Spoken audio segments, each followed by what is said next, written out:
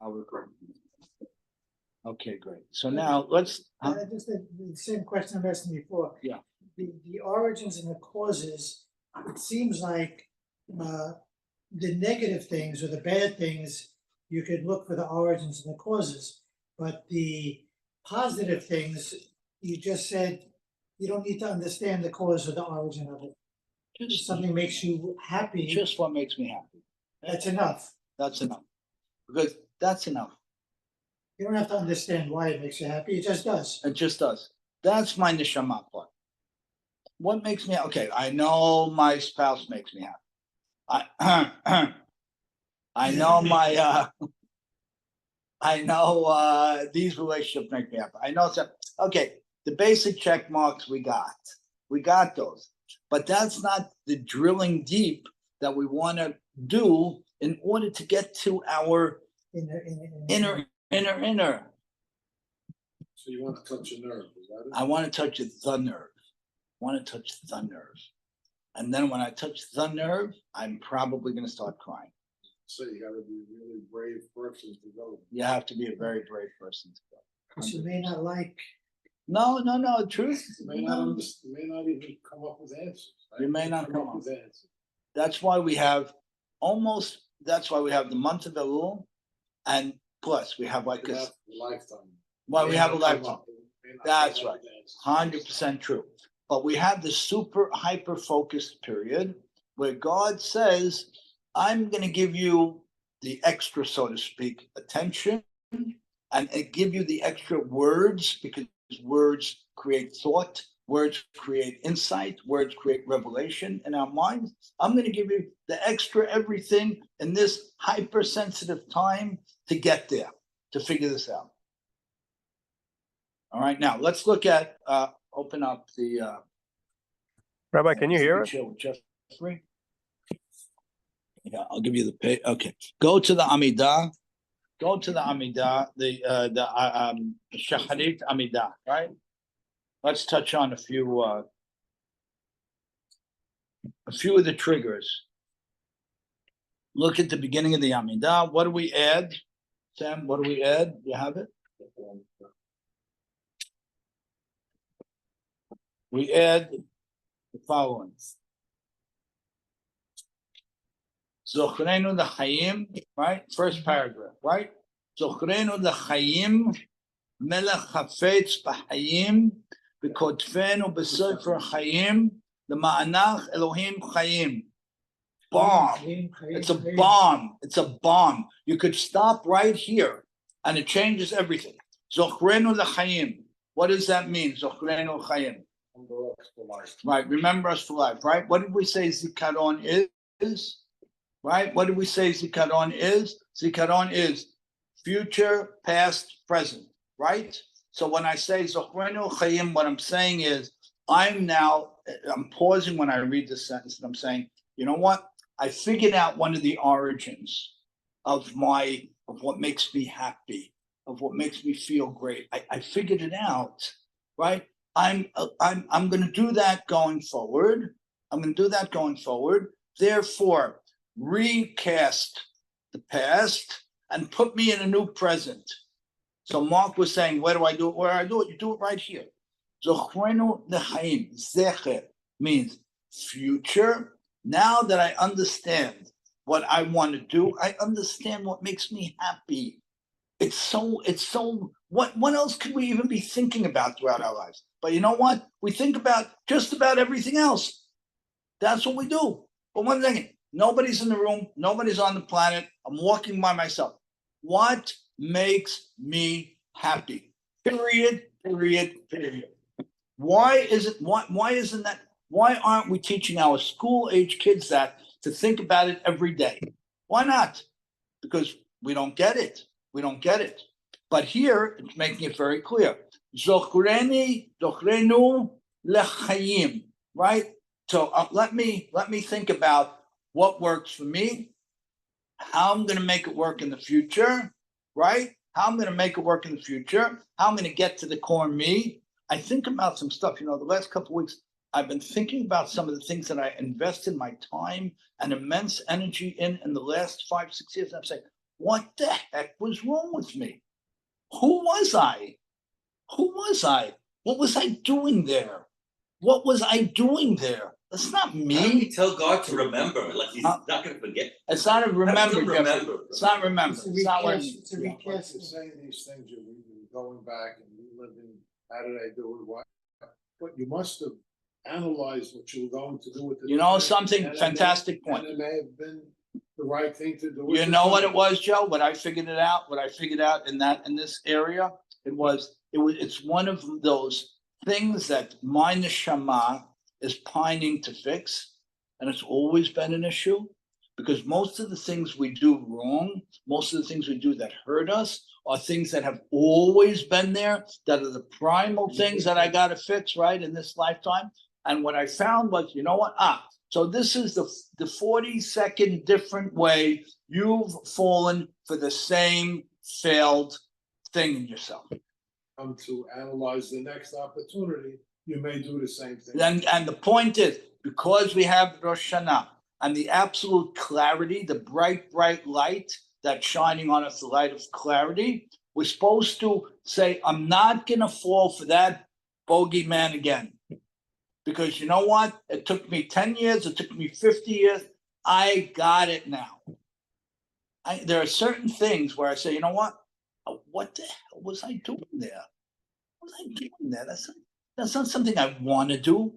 That's not something I'm good at. That's not something that's going to ultimately make me happy. Or what I did is I took his values, I made them mine, and I went and I invested time, energy, money in that. Does anybody ever do that? Did anybody ever do that? I did it. Now pick up my legs. Which seemed to be the right thing to do at the time. Very good. So now what I'm going to do is I'm going to get rid of the seem to be, because I'm going to end up at the end of this. I'm going to tell you how. I'm going to end up at the end of this thing with a very simple thing. Ricky Cohen, what makes you happy? What makes you feel complete?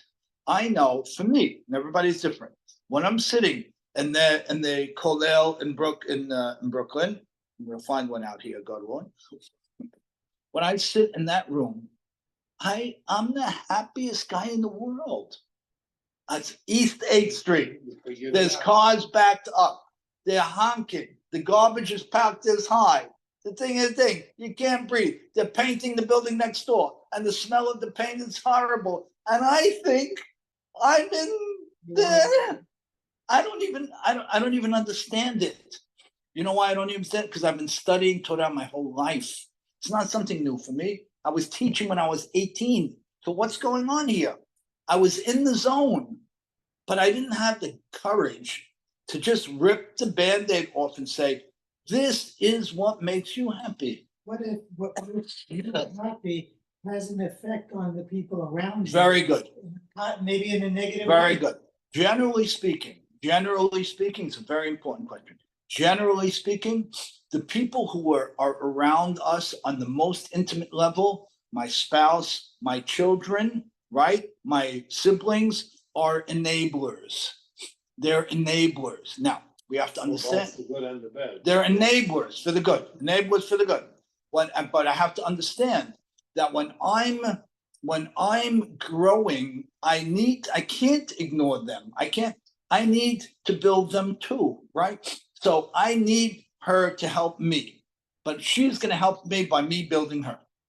So I have to have a plan. If I say, for example, to the example I gave, if I say that being in the kollel for umpteen hours is my panacea, is my paradise, I have to bring my wife along with love and with sensitivity and with compassion and with making her a full partner. And she wouldn't be my spouse, who I love with all my heart, if she couldn't be my full partner. But sometimes we go shotgun style and we just throw it at them. It's not fair. You can't do that to me. You can't do that to me. I was meant to be your partner. So invest the time to make me your partner. Listen, Susan, listen, let me tell you where I am. Let me tell you what thoughts. Let me tell you what makes me feel. Think about it. You know, it's a thing. So this is Why shouldn't we all have this? But more important than that, the eternal me is yearning for it. So when we say Zochrenu L'Chaim, we're saying more than a mouthful. We're saying a life full. We're saying a life full, right? Give me the ability to understand the basics of me. And I'm thinking about it, and the more I think about it, Joe, to your point, I spent decades. I weren't doing wrong things. I was doing very productive things. I was a little bit of a fish out of water. The same way I can open this book in the middle of the night and teach something, I couldn't open that book, so to speak, after reading it 10 times and teach something. Why didn't I get it that was the wrong book? That was the wrong subject.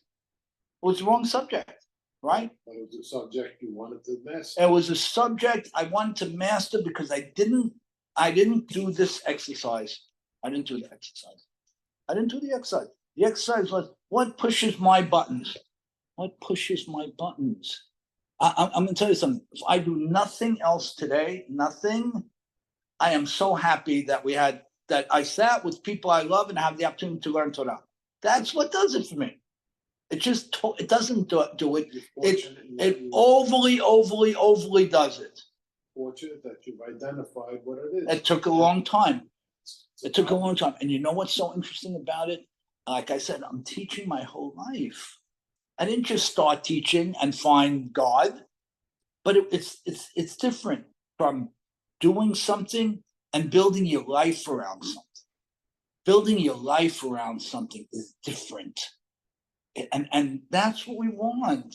What do I build? Does it mean I don't want to make money? Of course I want to make money. I'm a perpetual entrepreneur. Does it mean I don't want to see beautiful places that I can see in my lifetime, God willing? HaKadosh Baruch Hu, they say, Harambam writes, something very beautiful, remarkable, right? That if there's a place you could have seen You don't see it. and you don't see it, God's going to ask you, why didn't you go see that beautiful Grand Canyon? No interest, God. Okay, yeah, no interest, fine. Okay. So, the Zochenu Chaim, Melech Chafetz B'Chaim, right? The God, the king, who wants, what does he want? He wants me to understand what my neshama needs and to identify my eternal DNA. Melech Chafetz B'Chaim. He wants us to have that eternal thing. He wants it more than we want it. And that's why he's telling us, stop everything. I know you're all praying to me 3 times a day. I know you're all learning Torah every day. I know you're all doing chesed. I know you're all building your families with the best way you know how to do. What do we need Rosh Hashanah for? For what? You know why? Because the best is not the truest. It's not the most intimate. It's not the most raw. It's not the most sensitive. And I need a day where I stop everything and I say, I'm ripping off all the shades, and the sun is glaringly hot, and I'm standing right there front and center with me, not with God, with me, and I want to claim the eternal me. And there's no greater gift that God gave us. That's why when they say that HaKadosh Baruch Hu built the world with din, right, with absolute accountability, and then gave us the help of mercy, that's not such a good thing, because the mercy is a con job. It allows me to kick the can down the road. Like we said many times, we want Elohim more than Amonah. We want God right on top of our heads, demanding that we become the people that we can be. And this is the whole Rosh Hashanah story. So Melech Hafetz B'Chaim, Kotvenu B'Sefer Hayim. Kotvenu B'Sefer Hayim. What does that mean? When we write something down, we memorialize it. The Ma'anach, what? Elokim Hayim. What does that mean? Forever you want Hashem, the Elokim. Right. I want Elokim forever, and the Ma'anach Elokim Hayim. I want it because you want it for me. If I am more true to me, I made you happy, so to speak.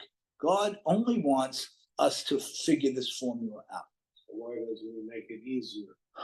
That's a fantastic question. It's a Why fantastic is it question. so camouflaged? You know what? It's a fantastic question, and I really want to say that I think a lot of the camouflage we create for ourselves.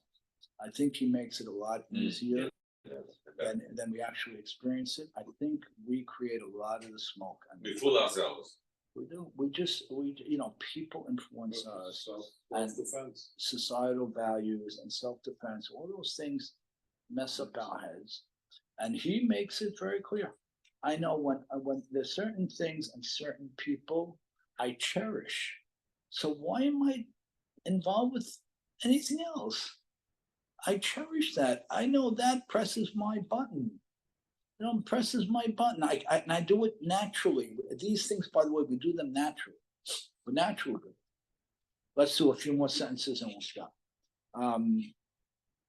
Okay. What is the concept of Kedusha? Okay, let's do the next one. Micha mocha av harahaman zocher yitzurav d'chayim d'rahamim. Is that the way it's written by us? Exactly not. Yeah? What do you mean? All right. It looks different. Okay, fine. It's almost the same. Okay, Micha mocha av harahaman, right? What does that mean? Who is like you, the God of mercy, right? Zocher yitzurav d'rachamim d'chayim. What does that mean? We go 5 more minutes. Remembers his creatures and his mercy for life. Right, and then what do we follow that with? You are faithful to restore the dead alive. There you go. So what is that? It's never over. It's never over. It's never over. Never over. Never till it's over. No, it's never over. Never over. Quoting Yogi. Yeah, Yogi. It's a great Navi, right? Yogi did a- He was great. He definitely had some. By the way, there was a great movie about him. Yeah. Yeah, so it was on Netflix. Oh, yeah, I yeah. saw it in the movies actually, it was really great. Yeah. About his whole life. He was. I didn't know he was such a superstar. Yeah. He really was. Wow. So there's nobody like you, the God who's going to give us all this rope, right? What does that mean? And you are loyal forever and ever to give life back to the dead. Meaning what?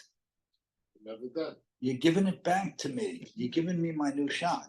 Is the Ne'eman we believing in Hashem? No, Or is Ne'emanut that- means loyal. You are loyal. Huh. You are loyal to us. You're loyal to me. Mhm.